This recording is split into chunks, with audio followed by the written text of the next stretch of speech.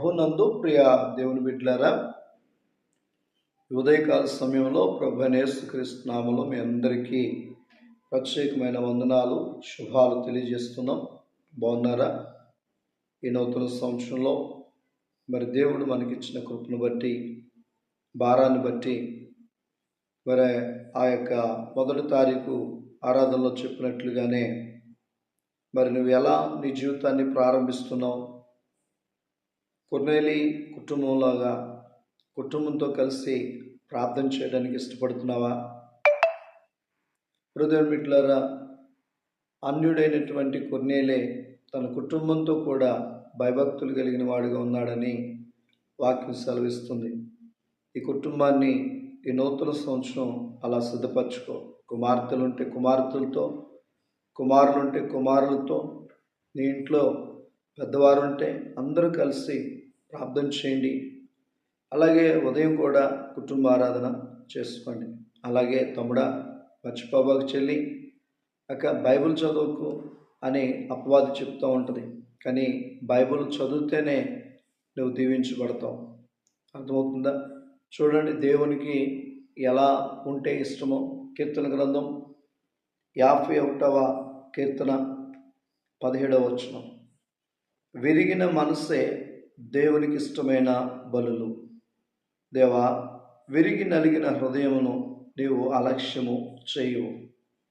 అర్థమవుతుందా? దేవునికి ఇష్టమైనది ఏమని చెప్తున్నాడు? విరిగిన మనసే దేవునికి ఇష్టమైన బలులు. నువ్వేదేదో మొక్కుబడులు ఏవేవో చేయటం కాదు, కానీ అసలు మొక్కుబడులు చేస్తున్న నీవు, లేదా ఇంకోటి చేయాలనుకుంటున్న నీవు, దానికంటే శ్రేష్టమైనది విరిగిన మనసే. నీ మనస్సు విరగాలి.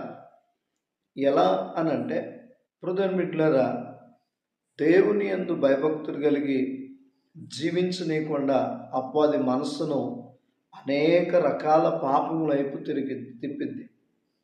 అప్పుడు నీ మనస్సును నువ్వేం చేయాలంటే విరగొట్టాలి. ఎలా?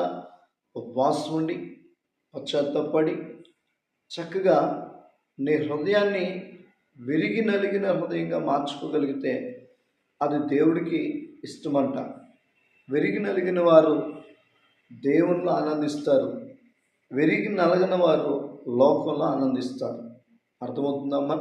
అలాగే దేవా, విరిగి నలిగిన హృదయమును నీవు అలక్ష్యము చేయు. అంటే ఎవరి హృదయం అయితే విరిగి నలిగినటువంటి హృదయంగా ఉందో ఆ హృదయాన్ని దేవుడు అలక్ష్యం చేయడు.